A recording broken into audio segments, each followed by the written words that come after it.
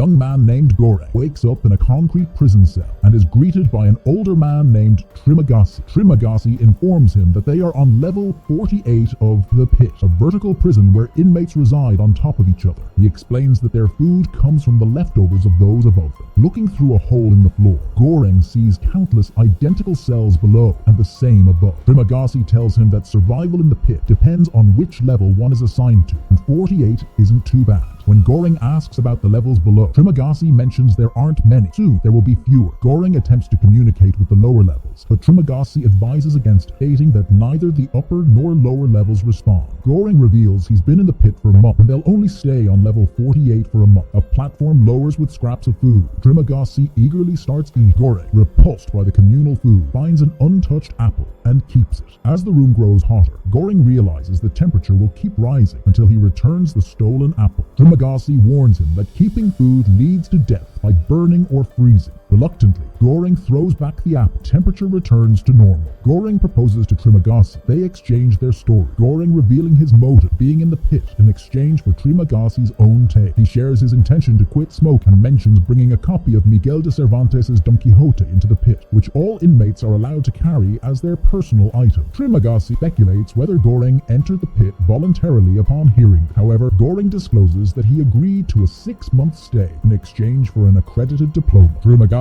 feeling slighted for only receiving a year's sentence without any educational benefit, recounts his own narrative the following day. He describes buying a Samurai Max knife sharp after seeing an enticing TV advertisement, only to encounter an advertisement Superior Samurai Plus soon after. Enraged by this, he impulsively threw his TV out the window, accidentally killing a passing man in the process. Trimagasi, showing no remorse, justifies his actions by labeling the victim as an illegal immigrant. Trimagasi further reveals his uncertainty about the pit's depth, but asserts the existence of at least 132 levels, having reached level 132 himself, where no food is distributed. Although Goreng doubts Trimagasi's ability to survive without food for a month, Trimagasi insists he managed somehow. Despite Goreng's suggestion to advocate for food rationing to the upper level, Trimagasi dismisses the idea as futile. When Goreng tries to communicate this message to the lower levels, Trimagasi responds by urinating on them, much to Goreng's disgust. Afterward, Goreng shows Trimagasi his copy of Don Quixote and inquires about Trimagasi's chosen personal item, to which Trimagasi reveals he brought a Samurai Plus. The following day, a body drops through the hole, horrifying Goreng while Trimagasi remains unperturbed. Goreng shouts to the other cell, demanding to know why there's no reaction to the body. Receiving no response, he deduces that Trimagasi must have consumed his cellmate. At that moment, the platform arrives, carrying a battered Asian woman named Miharu. Despite Goreng's concern, Trimagasi assures him, revealing that Miharu descends monthly in search of her son. Trimagasi adds that Miharu kills her cellmate each month to increase her chances of being paired with her son in the next rotation, implying that the fallen body was Miharu's previous cellmate, likely pushed by her. As the platform descends, Miharu is attacked by level 49 prisoners. Goreng pleads for them to stop, but they ignore him. Trimagasi advises him not to intervene, noting that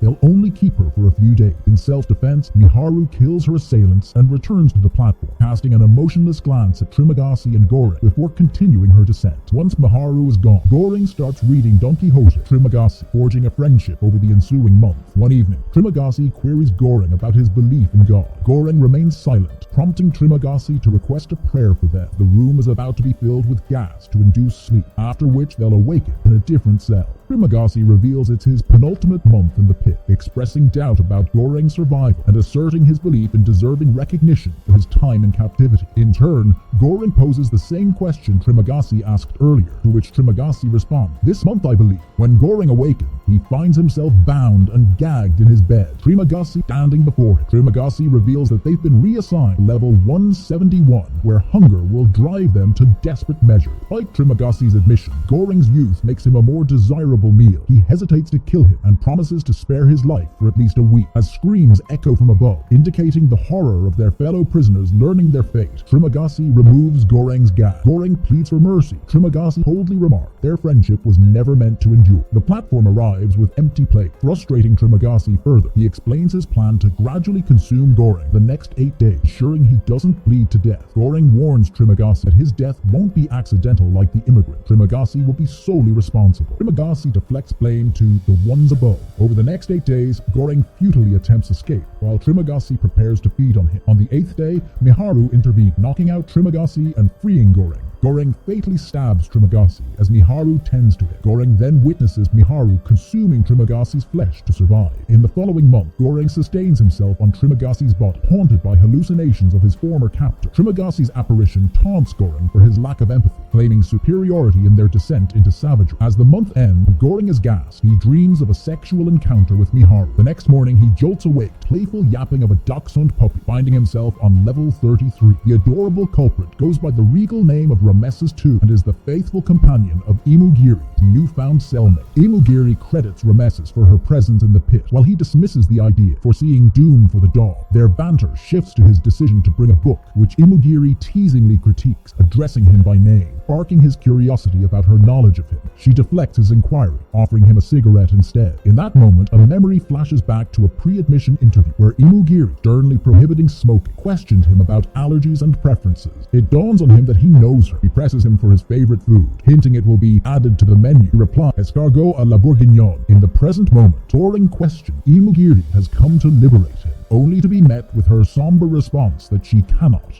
revealing her own voluntary presence in the pit. Goring expresses his concern about the daily fatalities within the facility, but Imugiri corrects it, referring to it as the Vertical Self-Management Center. When Goring inquires about the number of levels, Imugiri states there are 200, prompting Goring to doubt the adequacy of food distribution across such a vast structure. Imugiri counters that with equitable distribution, sustenance could reach even the lowest levels. As the platform arrives, Goring eats while Imugiri divides the provisions, reserving some for her canine companion, Rameses. She explains her plan to alternate days of nourishment between herself and her loyal pet. Goring warns her of the potential harm this may bring to others, mentioning the presence of a child, but Imugiri adamantly denies the possibility, citing the strict age restrictions enforced within the facility. As the platform descends, Imugiri attempts to share her allocated food with those below, emphasizing the importance of restraint and cooperation. However, her efforts are met with hostility from the occupants of level 34, vehemently express their hunger after coming from a level where sustenance was scarce. Despite Imugiri's appeals for empathy and responsibility, the men disregard her pleas and consume voraciously out of spite. Goring reflects on the irrationality of the prisoners' behavior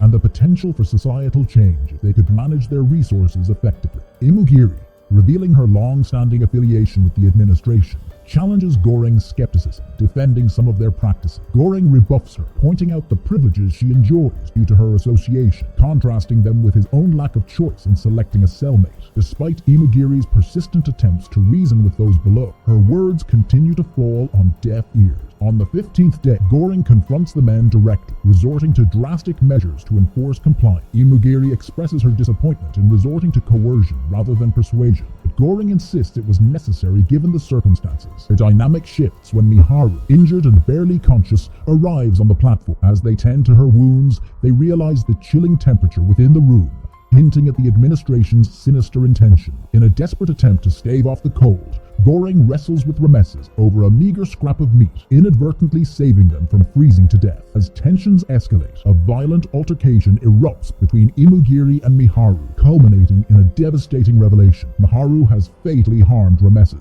Goring intervenes, witnessing Imugiri's anguish as the truth unfolds, forever altering the fragile balance within their cell. The following day, Miharu once again descends on the platform. Goring confides in Imugiri about Miharu's relentless quest to find her son, but Imugiri, devoid of maternal experience, struggles to empathize. He watches as Miharu exacts vengeance on the men below, while recalling her past encounter with Miharu, reminiscing about her solitary arrival in the pit. Imugiri reveals Miharu's profession as an actress, her orphan status, lack of offspring, and her cherished possession, a ukulele. Despite these insights, Imugiri belittles Miharu with racist remarks and ridicules Goring for his bookish choice, before disclosing her own complicity in the pit's brutality after a harrowing battle with cancer. Bearing her scars, she confesses her initial ignorance of the pit's horrors and her subsequent resolve to reform the system in her final days. rise. The subsequent day dawns with an unexpected delicacy. Escargot à la bourguignon, untouched on the platform. Goreng, sharing the bounty, distributes the snails evenly, prompting Imugiri's absence at the meal. When questioned, she mourns the absence of Rames the Seku's presence, asserting it to be his designated day for sustenance. Goreng urges her to partake, mindful of the unpredictable cell assignments looming. However, his optimism is shattered when he awakens in cell 202, disproving Imugiri's prior assertions of a limited cell count.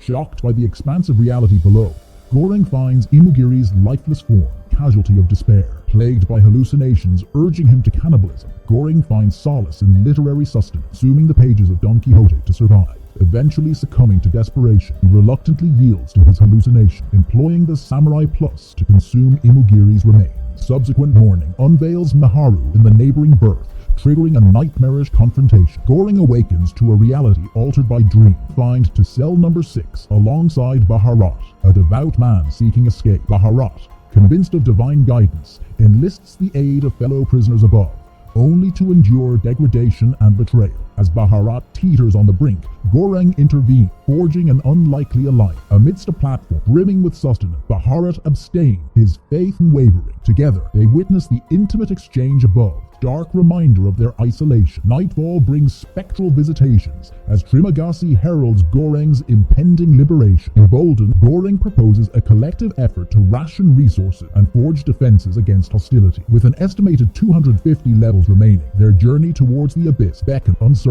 As Baharat grapples with the prospect of retreat, Goreng offers reassurance, determined to confront the unknown depths together. Goreng and Baharat begin their descent, enduring mockery from the couple on level 5. Goreng sets a rule. Food distribution starts at level 51, challenging the privilege of the first 50 level. Ignoring pleas for mercy, they encounter hostility from a desperate prisoner on level 7, resulting in a fatal confrontation. Encountering Sainter Brambang, a wheelchair-bound sage, the men debate their strategy. Brambang advocates dialogue over violence, urging them to convey a message to the administration. The untouched panna cotta becomes their symbol, guarded fervently as they progress. Approaching the presumed end, stumble upon Miharu's forsaken cell. The realization of her fate drives them forward. The platform's relentless descent exposes the grim reality. More levels exist than anticipated, each devoid of life. Miharu's screams pierce the descent, drawing Goreng and Baharat into a violent rescue. Amidst chaos, Miharu succumbs to her attackers. Goreng mourns briefly before Baharat pulls him away, compelled to press onward.